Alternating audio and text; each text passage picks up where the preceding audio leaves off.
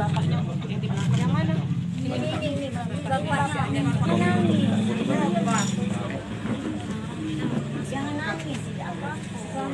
Jadi dikurung di mana? Di dalam. Pas kemarin saya bisa ngapo lantas dibiarkan seperti itu deh.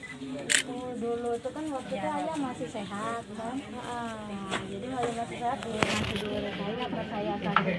Lakukan seperti tadi ya Pak ya, minta tolong ya Pak.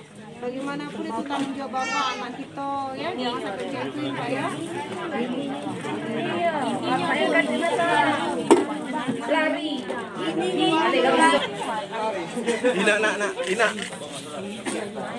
Nak aja nak.